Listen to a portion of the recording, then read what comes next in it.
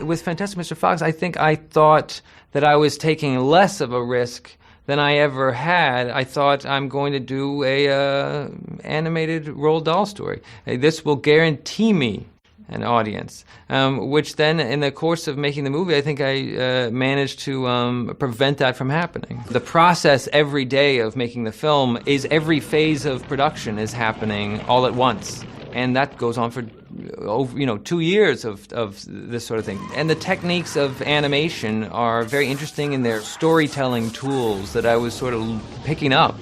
So for me, I really found all kinds of inspiration in going through that process, as well as just loving making the movie itself. The voice you just heard there was that of Wes Anderson speaking about his 2009 adaptation of the 1970 Roald Dahl book called Fantastic Mr. Fox. Fantastic Mr. Fox is a children's novel by Roald Dahl published in 1970. It tells the story of a clever fox who lives with his family and friends in a valley surrounded by 3 farms. Farmers Boggis, Brunts and Bean are mean and greedy and try to kill the animals that steal their food. Mr. Fox outsmarts them by digging a network of tunnels underneath the farm and raiding their storerooms. He also helps the other animals such as badger, rabbit and mole to escape from the farmers, and he shares their food and they have a big banquet and it's all beautiful and lovely. The novel is humorous and adventurous. It's a tale of how intelligence can overcome brute force. It also shows the importance of friendship and family in times of trouble. The novel has been adapted into various media, including stage play, an opera, and a stop-motion animated film directed by Wes Anderson, which is the topic of today's podcast.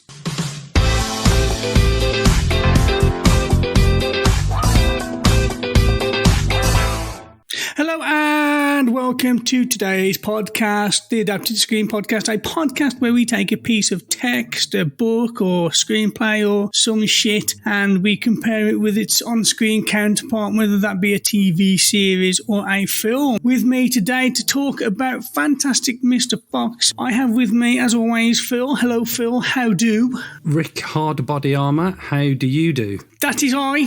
That is I. I'm good, thank you.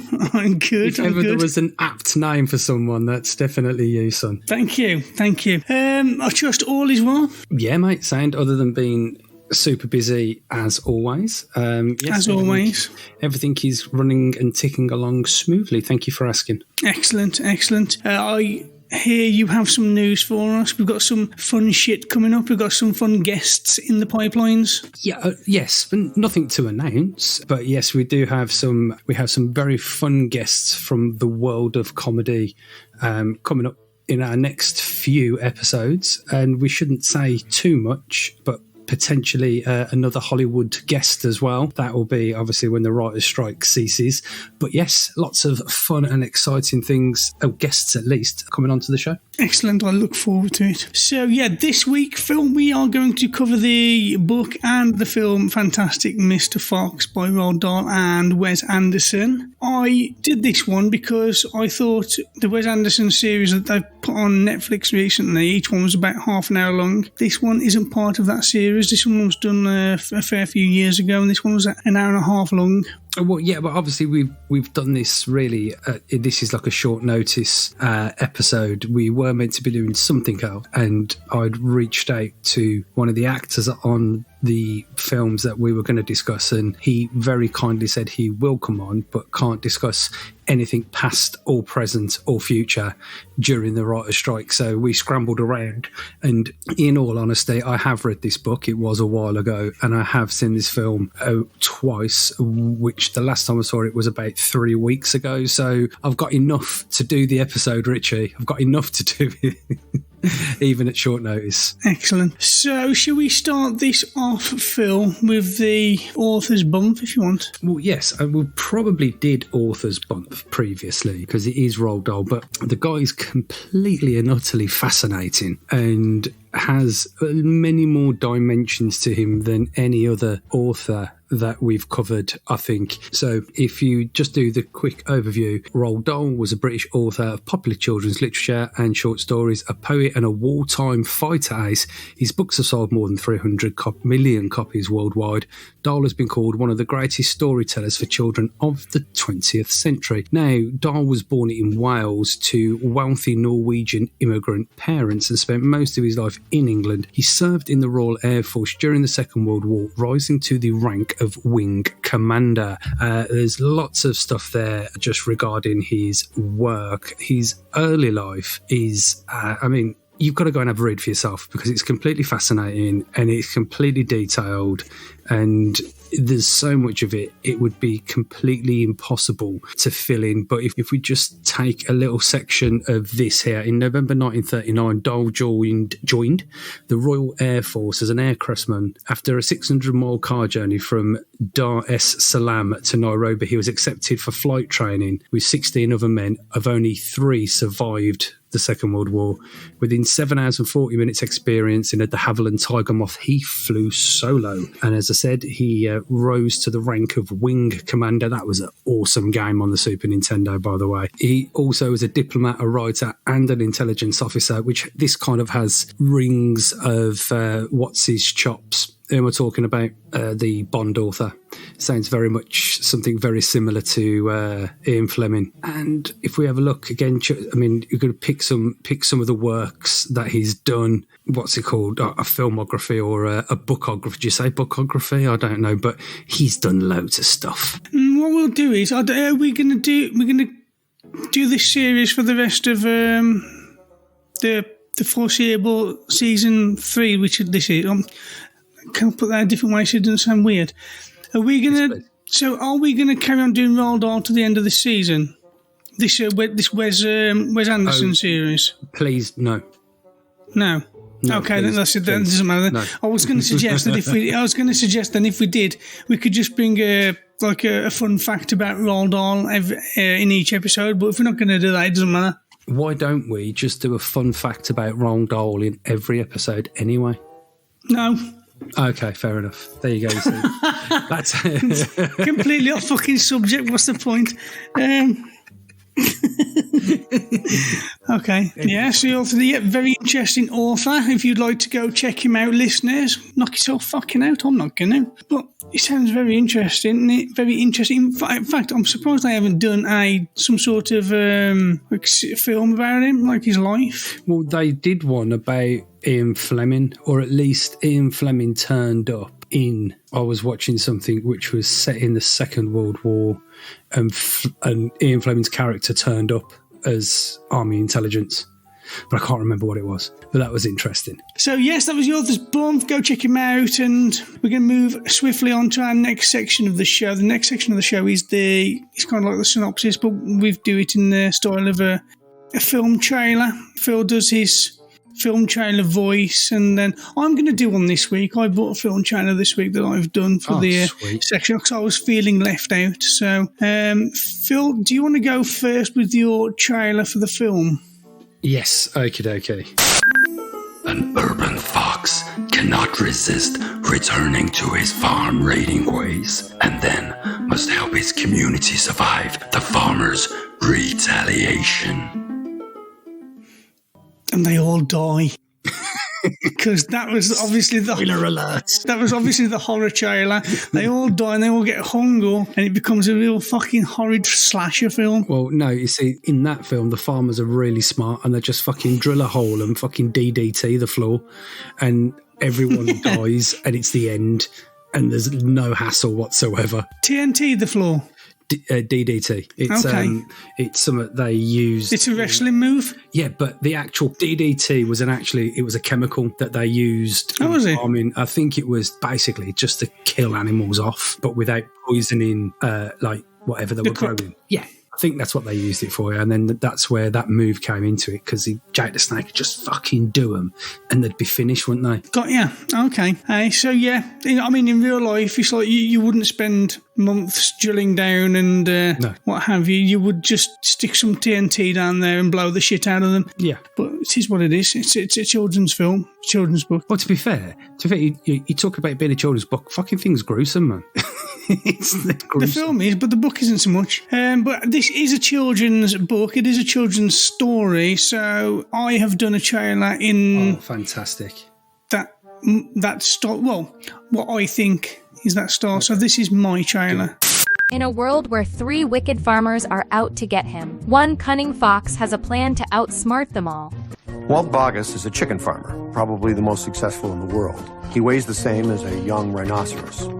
He eats 3 chickens every day for breakfast, lunch, supper, and dessert. That's 12 in total per diem. Nate Bunce is a duck and goose farmer. He's approximately the size of a pot-bellied dwarf, and his chin would be underwater in the shallow end of any swimming pool on the planet. His food is homemade donuts with smashed-up goose livers injected into them. Frank Bean is a turkey and apple farmer. He invented his own species of each. He lives on a liquid diet of strong alcoholic cider, which he makes from his apples. He's as skinny as a pencil, as smart as a whip, and possibly the scariest man currently living. Join Mr. Fox and his friends as they embark on a daring adventure underground. We've been digging in circles for 3 days. Half the woods have been obliterated. Nobody can get out. Right now, my wife's huddled at the bottom of the flint mine with no food, no water, and 27 starving animal brats. I just want to see a little sunshine. But watch out for the farmers, who will stop at nothing to catch them. Boggess, how many men have you got work on your farm? 35. Bunce? 36. I've got 37. That's 108 altogether. Peter, drop everything and assemble all 108 members of our entire 3 combined workforces. We're going to starve them out and then kill them. Will they succeed in their mission, or will they end up as dinner? Based on the beloved book by Roald Dahl and directed by Wes Anderson. Coming soon to a theater near you. It's not very good. I did it last minute while I was setting up. I thought, you know what, I could do my own, but it is what it is. It's okay. It's not too It'll bad. do. It's okay. It's not as scary as yours, but it is what it is. Well, I don't go for scary. I just go to try and imitate the voice of the man who did all the trailers in the 90s. All of them. Yeah, indeed. Okay, so that's our trailer. We're going to move on now. Are you going to tell us all about the cast, Phil? Oh, yeah, okay. So, Fantastic Mr. Fox had a fantastic cast. It did. It did. George Clooney was Mr. Fox, Meryl Streep was Mrs. Fox, Bill Murray was Badger, alongside Michael Gambon, who was Mr. Bean, William Dafoe, who played the Rat, Jarvis Cocker was PT, Owen Wilson was Coach Skip, and the voice that we heard at the beginning, Wes Anderson, played Weasel. Oh, and of course, special mention goes to Helen McCroy, who was Mrs. Bean. Mrs. Bean. Mrs. Bean. It'd have been a completely different film had it been the real Mr. Bean. Well, I don't know. He wouldn't have, he would have just sabotaged himself anyway, wouldn't he? I don't think he wouldn't even notice a fox nicking his stuff. He wouldn't. No, probably He not. would have blamed it on his teddy and locked his teddy in a cupboard or something. Yeah, so wasn't one of the characters Dumbledore? Michael Gambon, I think you might be talking about. Yeah, I know you're a big Harry Potter fan, and I don't know any characters from Harry Potter, but I know that Michael Gambon is, who was Mr. Bean, was, or not, okay, for this, Franklin Bean, not Mr. Bean. He was Bean out of Bean Bunce and Bugger. He played him very well. I thought, that's my phone making noises during a podcast. I thought that was a little like, for the joke. Yeah, that's exactly what it was. But yeah, I thought he played a very good part. Have you got confused? Because it was like stop motion and stuff, don't you? It wasn't the real Michael. Yeah, but I mean, he still played it, didn't he? No, he did. He did use his voice, and everyone lent their voice extremely well. You couldn't tell that it was a stop motion thing. It was just watching it, and it was very fun. And I think sometimes that's the most important part when you're doing animation, isn't it? You might recognise the voice of the person, but it's like you're not going, oh, it's George Clooney, it's the fox, if you know what I mean. It wasn't, oh, George Clooney's doing the voice of the fox. It's a familiar voice, but it was done so, the whole thing was done so well, you can't tell. Yeah, I did like the cast. I struggled a little bit to start off with because Roald Dahl is a British author and it's a quintessentially British book, but they used American, but I quickly got over it. They were very good at their parts, so I didn't mind. It was, I suppose you could say, for the other children's books that we've done, Matilda and Madame Doubtfire, all very similar. But I think what, especially Madame Doubtfire, was far superior to what you could have done if it was British. Oh yeah, far superior. But I think, as you'll agree, that's probably down to the genius of the late Robin Williams, God rest his soul. So, right, moving on. That was the cast. moving swiftly on, we'll talk about the differences then between the book and the film. Yeah, okay. Well, I think the first thing to bring up is Roald Dahl's way of writing. And I'm not sure whether he's an absolute genius or he's just so simplistic it looks like it's genius, because he can make a bad person sound bad and a good person sound good very, very easily. Like, this man stinks and he eats loads of food and he's mean and you already hate the geezer. But all he said is that he stinks and he eats lots and he's mean. That's it. That's all he says. Like, for instance, like in a movie, as an example, in a movie, if you want the audience to know that the bad guy is the bad guy, he's going to kill a child or rape a woman. He's got to do one of those two things. That wouldn't work in this, would it? No, but you know what I mean? Like, this is the bad man and he's going to do something so heinous that you're going to hate him for it. Whereas we hate these farmers, and the farmers have, just bear with me, the farmers have done nothing wrong. They're going about their daily business. They're employing 30 odd people each. They've got flourishing businesses making food that everybody needs, and some knacker little fox is breaking into their fucking house and stealing their stuff. So they've got to fucking put a stop to it. But you can't put it like that, because the point of the story is that we like the fox and not the farmers. So how do we make these tax-paying, employing farm owners sound like wankers? Well, they eat a lot, they stink, and they're mean. So then we hate them. Do you know what I mean? That's so is he genius? Yeah. Is it genius what he's done? Or is it just really so simple that we're all a bit stupid? No, it's true, but on top of that, they've humanised the animals. So we feel sympathetic for the animals because they can talk, they have a sense of humour, they have a personality. They are like you and me. They wear clothes, they can read, so they can go and get fucking jobs. Fucking stealing for? They don't have posable thumbs though, do they, Philip? They can fucking make clothes, right? He didn't pop down to fucking like big and tall or Giacomo. Didn't go to fucking small and tiny, did he? And get his fucking smoking jacket. I bet Mrs. Fox was putting that together for him. So if they can make clothes, right, then they can get a job. Listen, I'm on the side of the Conservatives there. Simple as that. I'm not. By the way, that's not true. If you can make clothes for yourself, you can get a job. You're not stealing from the local farmer. Well, in the film, doesn't he have a job? He's an estate agent. Obviously, he's not an estate agent in the book. And I think when we're going to come to the differences, there's lots. Like, he doesn't have a job in the book. There's no coach. There's no fucking Olympic coach in the book. He's not. No.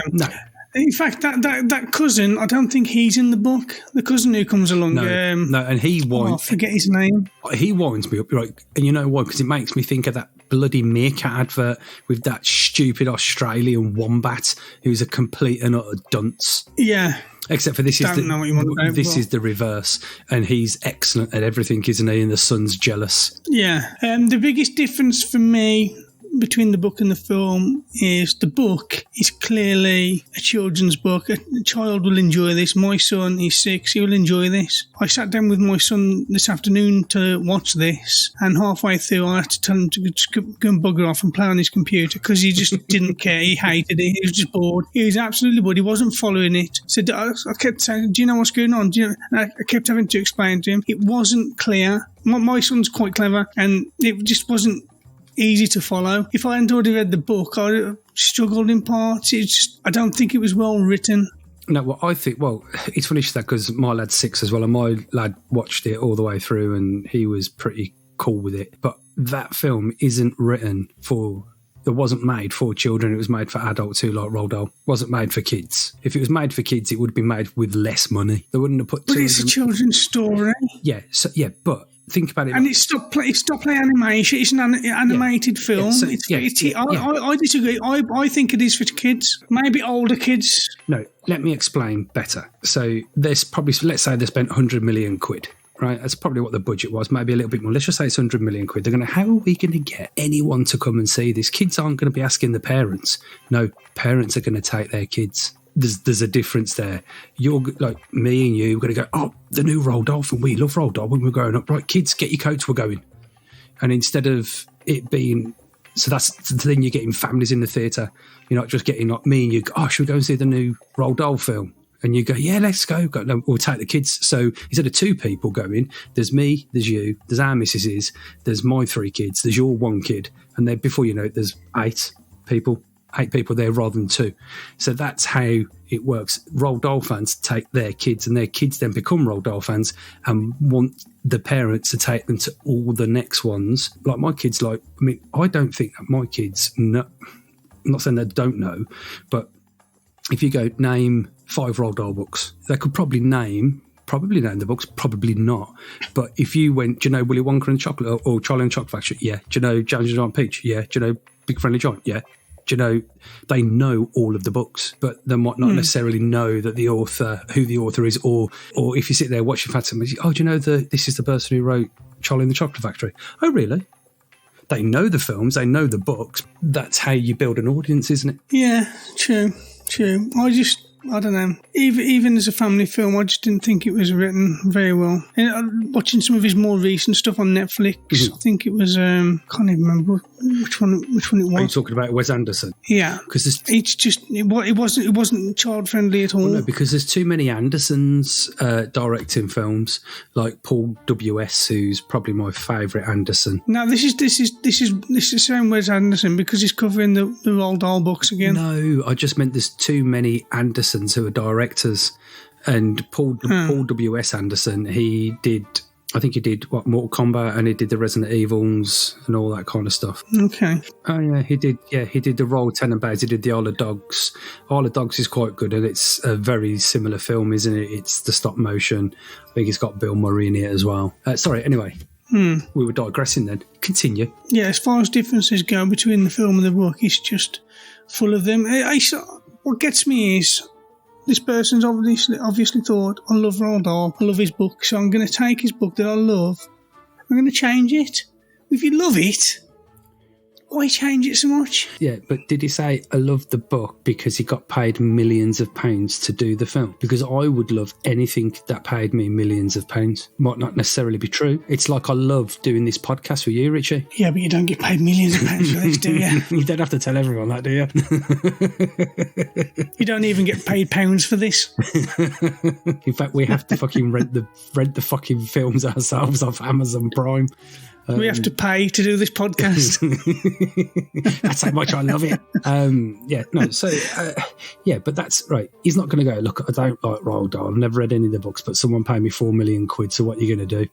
That's not promoting the film, is it? So, you say what you need to say. I guess you're right, but will a director do a film if he doesn't have a passion for the story? I don't think they would. I think most directors choose to do a film because they like the story. I think... and the old adage is you do stuff you don't want to do so you can do the things that you want to do. I think it was Charles Dance was in Last Action Hero, the Arnold Schwarzenegger film where the kid's in the cinema and he gets blown in. So Charles Dance is doing that film. There was they were getting the makeup on or whatever it was, and Charles Dance was talking about this indie art film he was going to do afterwards, and Arnie was like, yes, you do my big movies so you can do your art movies. So you do the films that pay you well so you can go off and do whatever rubbish that it is that you want to do. Or maybe it's a case of he didn't really care much for the books, but who knows, so he used this as an opportunity to make it his own thing, his own art, and that's why it's changed so much, because he made it his own. And I think perhaps as well, let's say for instance, if it was a British studio and a British film cast and a British film crew and a British director doing it, they might have tried to stick more. But then what you've got then, I'll tell you what you got then, you've got the fucking BBC special. So that's what, so be careful what you wish for. You'll either get the BBC doing it or Channel 4, or you'll get Hollywood doing it. So you've got to allow. Yeah, man. Look what they did to Discworld, the wankers. So what? I fucking love Discworld. It's one of my favourite. Discworld by Terry Pratchett. You never heard of Discworld by Terry Pratchett? Oh, it's one of my favourite series. It's got wizards and fucking really fucking good. And they used David Jason as the main wizard, and it was fucking awful. We said, and that's what you get, Richard. If you're going to complain about Americans changing bits here and there and let's say, like the truth as it is, a predominantly American audience, because that's where all the money's coming from. Right? Unless it's Harry Potter, you're not getting away with it, are you? Could you imagine the conversation that J.K. Rowling had when they went, right, J.K., we want to buy the rights to all of your books, right? We're going to give you X amount plus a tickle of every movie. And she went, yes, sweet, no problem. However, all the actors have to be British. And the Americans went, you do fucking what? And she went, they all have to be British. No Americans, British people only in this film. And they wanted that film that bad. They went, yeah, okay. I didn't realise the Americans produced that film. I thought it was produced over here in sunny England. No, wasn't it Warner Brothers? Don't the Warner Brothers hold the rights? Yeah, it was. Of course it was. Yeah, of course it was. I mean, I've never seen the film, so I don't know, but I presume it was Warner Brothers. I mean, who the fucking else? You've never seen the film? No, not really. I mean, I've seen the beginning of the first film, and when I say the beginning, I think it's only prudent of us to cover the Harry Potters at some point. Well, I can't believe we haven't already. Well, I do have a friend who was in one of the films, and I'm trying to get him to come on, but he's very busy. Well, the cast of the films was so vast, and they were so young back then that most of them probably don't act anymore. We could probably get anyone in the film to come and join us. Our podcast is so powerful. We can get anyone. I can't even get someone who I know to come on. So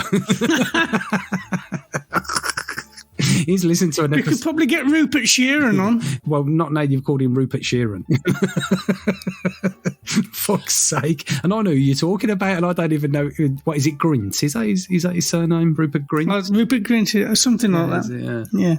He ain't coming on now, is he? Well, he might as well. He don't do fuck all else. I don't think I've seen him in anything for ages.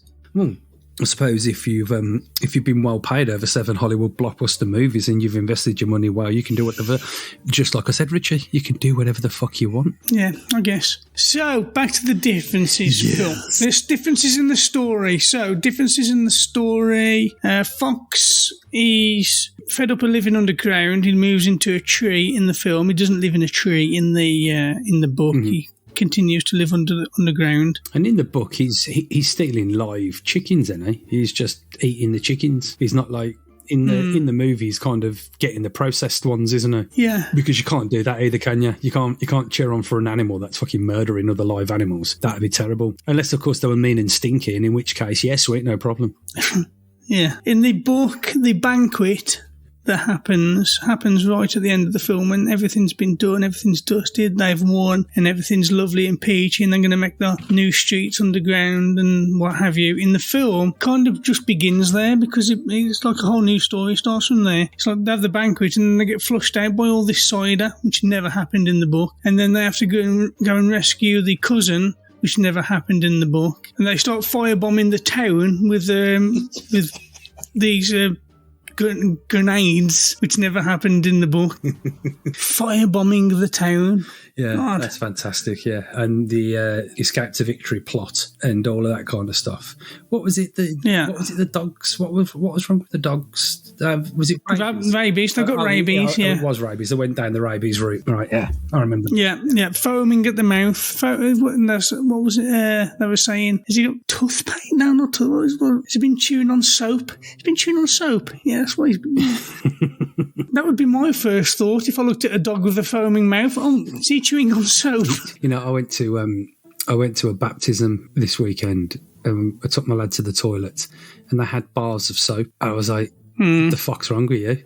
Bars of soap. The fuck. People still use them. You know what I mean? Well, I stay in a lot of hotels across the UK, and I've got like a massive bag of hotel soaps that I never use. I just collect them. I don't know what I'm ever going to do with them. Maybe wash yourself someday. Yeah, probably. So, any other differences you can think of? I think the way that they approached getting them out of the hole. So in the book, it was the three of them. They took it in turns, didn't they? They took it in turns and they dug massive holes, and then they took it in turns to wait for them to come out. Whereas in the film, I think in your trailer that you played, they stopped work, just ceased production of everything so that all of the men could hunt for this one fox. And you're like, fucking hell, like, you're a successful businessman. This is the wrong way to go about doing something. You just want to get like an exterminator in, don't you? You know, rent a kill. Just get the rent a kill geezer in and just have the film about the rent a kill geezer, maybe, you know, bumping into the fox and actually finding the fox quite charming and then helping him perhaps. Look, right, to be fair, right, the film's a mess, okay, because as I've already stated, there's nothing wrong with the farmers. They're perfectly law-abiding citizens going about their daily business, employing lots of people in the town, and one dirty little fox is nicking all their shit. Thieving bastard. What about so let's talk about the characters in the book and the film. So do the characters in the film match up with how you've envisioned the characters in the book? The Fox does, Mr. Fox does, I think, and I think it was done very well. Probably elevated the character in the book somewhat, and especially and I think maybe that's the point where they gave him a job and so on and so forth, to give him a bit more believability, that it's not just a sneaky little fox nicking shit, but actually this is a guy who's trying to find work and trying to look after his family and doing the best that he can and so on and so forth. And and I think everything that we know about foxes, in real life foxes, especially because there's lots that live by us, and you see them, then they're running across the road with a rat in the mouth, top hat on, or some animal, or top hat, or even for I think about 10 years ago, it's about 10 years ago, there was a headline in the local paper: this old deer had gone to bed. She got into bed, there's a fucking fox in her bed. He broke into her house, got through the cat flap or whatever, and just kind of snuggled up in bed.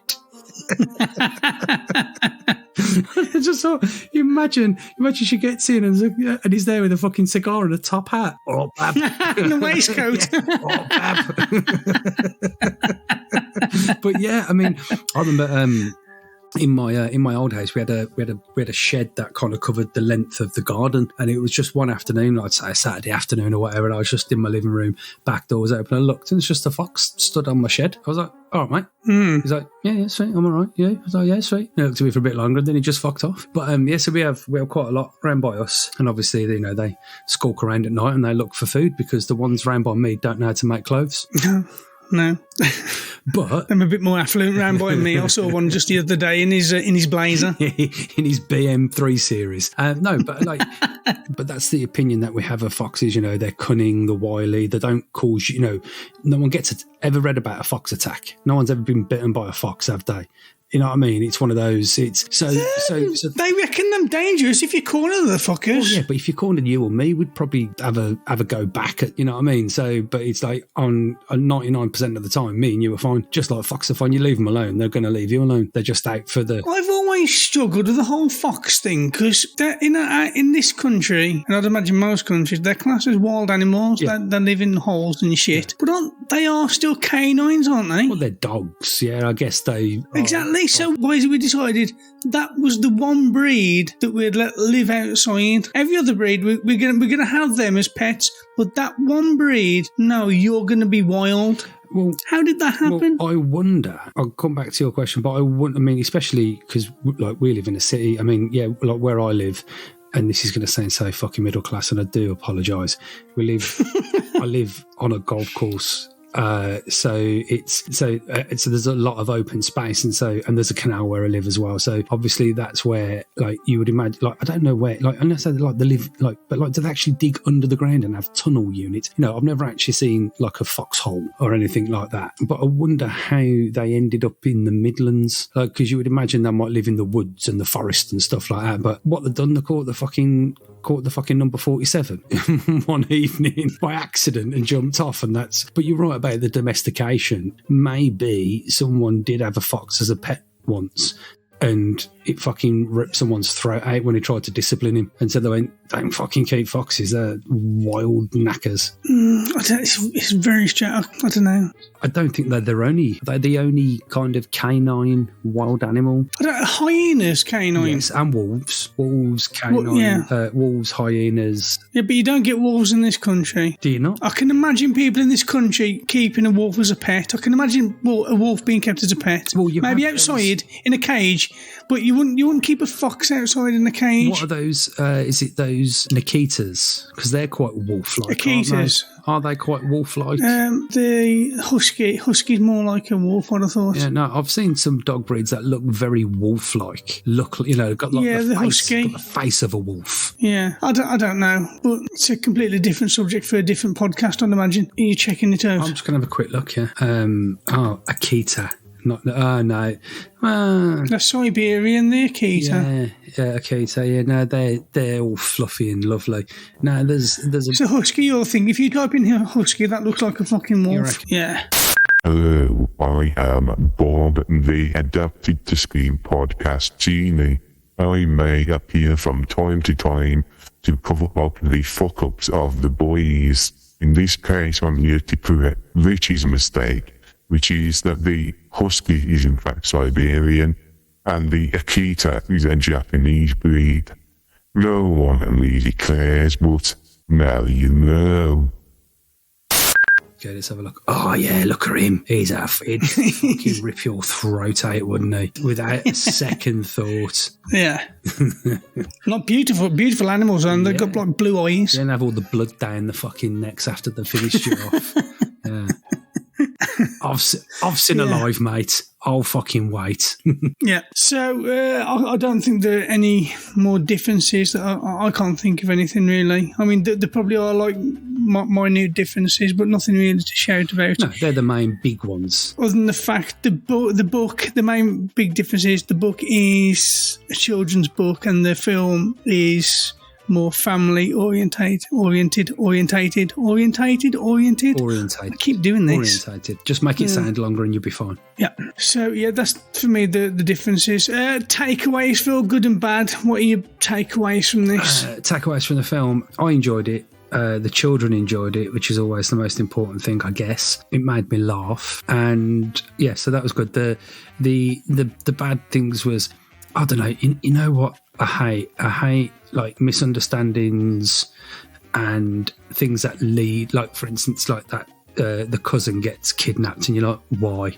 Is it because no, it was the son that got kidnapped, wasn't it? The son got kidnapped because he was trying to prove himself, and you're like, don't be a prick. Just go about living your life. Don't try and be better than your fucking fancy cousin, because you're never going to be better than him. And look what's happened now. You've got yourself kidnapped, and then he's got kidnapped, and then there's a massive rescue mission, all to save you because you was a twat. It was the cousin that got kidnapped. Oh yeah, but it was because of the son taking him on the adventure to go and get the tail, which didn't happen in the book either. Yeah, because he lost that straight away, didn't he? He shot it off straight away. Had that shot off, and and the son thought, well, I'm going to go and get that back for him. I'm going to go on a dangerous adventure to go and get a tail. Yeah, to prove yourself. Prove what, you little twat. Yeah, that annoyed me. That was the part of him I didn't like. Takeaways, good and bad for me. My good takeaway was this is a good story. The book was a good children's story. I'll definitely get my little one to read the book. The film, not so much. I didn't really enjoy it. I found myself getting really tired watching it. I think he was trying to be too creative with it. It was not 2009. It could have, for the same amount of money, they could have probably used CGI, and it would have looked better. The animals that they used, they looked like horror movie scary. Yeah, more because they tried to make them realistic, but you could see they weren't. They almost looked a bit like taxidermied animals that they tried to make look alive, and it almost gave them a horror appeal. Yeah, no, a horror appearance. Sorry. Okay, yeah, I'm with you there. So yeah, that for me, good book. Not so good film. Let's do the remake. Okay. I think why we should do this now is, if we were going to remake it, how would we remake it different? Rather than just, we usually just talk about the cast, how would we remake it different? So if this was, you're the new director, you've been given the task, you've been given millions of pounds to remake this, how are you going to remake it? I would do it, I think like what I was mentioning earlier on, I would do it as kind of, they'd bring in like the Rent-A-Kill, so kind of a little bit like, is it Snow White. So they want rid of the fox. They bring in the Rent-A-Kill geezer, but the Rent-A-Kill geezer gets on quite well with the fox. So the Rent-A-Kill geezer keeps delaying the factory owners and goes, look, I know where he is, right, but I need to lay these few traps and blah, blah, blah. And then the next time, you fucking beat the traps, I'm going to do this next time. And then together they come up with a big plan. Or, for instance, one of the kids do get captured, perhaps, and then the Rent-A-Kill geezer helps him sneak in and they break out, and then maybe they go into business together doing other things, it's a bit more comedy rather than, I don't know, that's the way I'd do it. Yeah, if I was going to remake this, I would British actors for the voices, just because I'd want to keep it British, just because of Roald Dahl. And I would keep it to the book precisely. It's a classic. Roald Dahl is a classic author. Keep everything the same, word for word. Have a British author, like someone like Stephen Fry narrating it, and then have all the actors doing the speaking parts throughout the book. So it's a word for word adaptation of the book. Okay. And you've got actors and Stephen Fry, someone like that, narrating. That's how I would do it. And have probably have it as a cartoon rather than stop play animation. Okay. Or somewhere.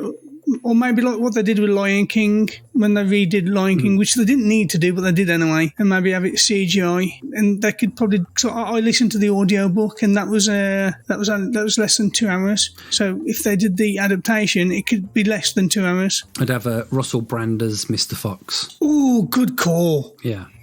Yes, I like that. Yeah, but you'd have to have the hair as well. You'd have to have the wild hair, and maybe, or maybe David Tennant. I think David Tennant would be a good Mr. Fox. I think David Tennant would be a good Bean. Yeah, David Tennant and Philip Schofield as Bunce. Need someone Is it which one's Bunce? I don't know. Is he the fat one? I don't know.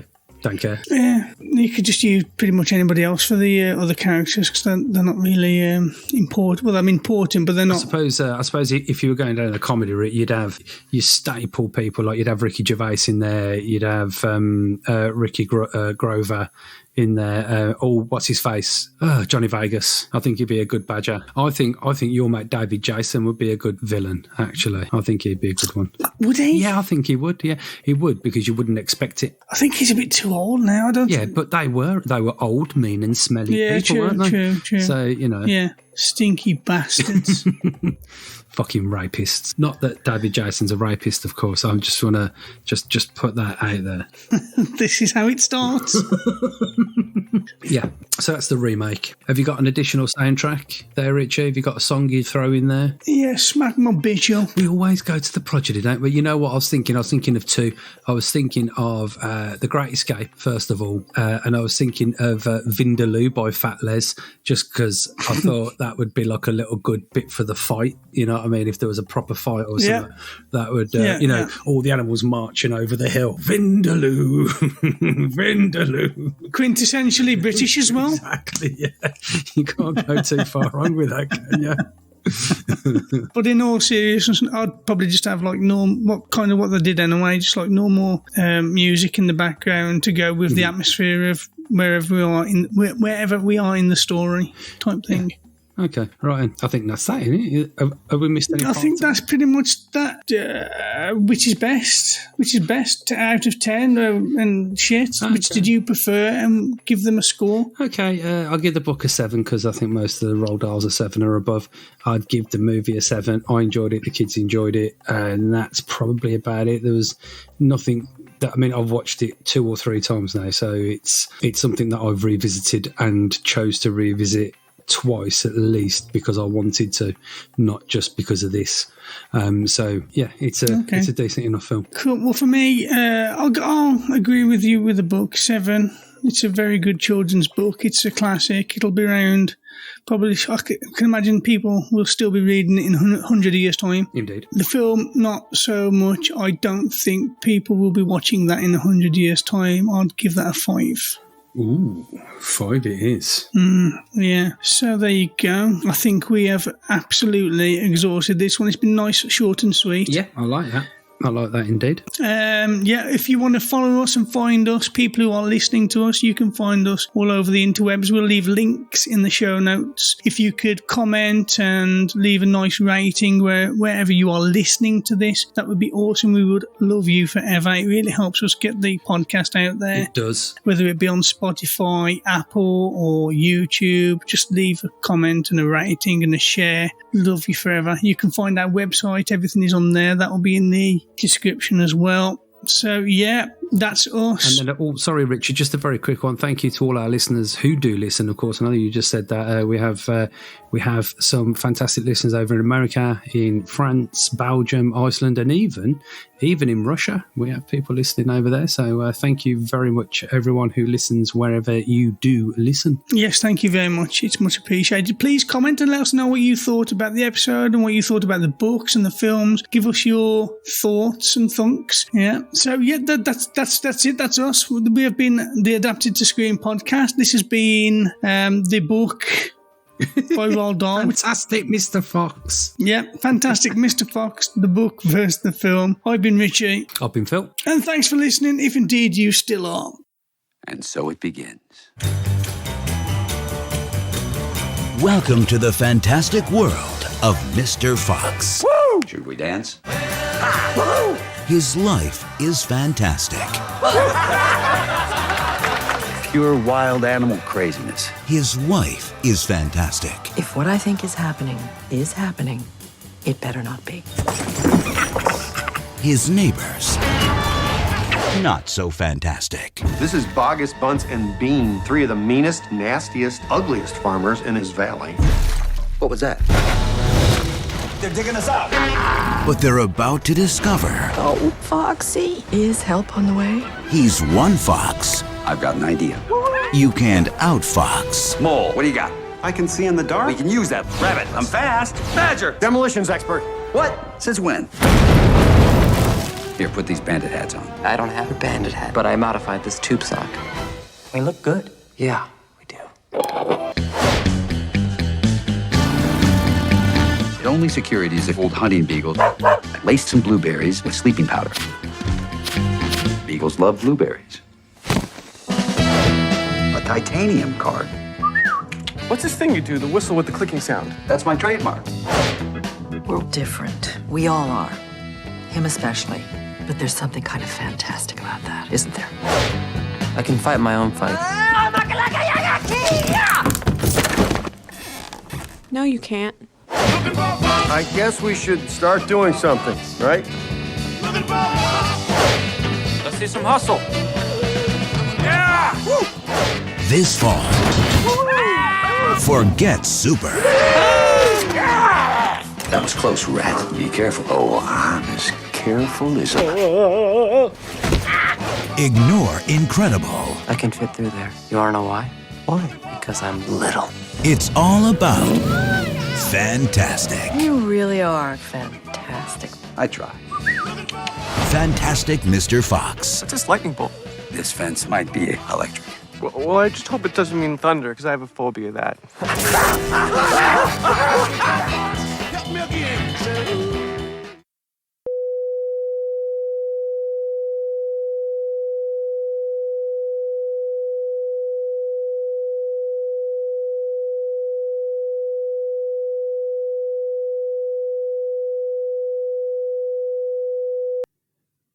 So the child just do it every time. Carol, I'm podcasting, mate. Were you off to bed? All right. Oh, bless him. Just wanted to come upstairs and tell me you love me. It's nice, isn't it? What a legend. Little gay. Oh, God.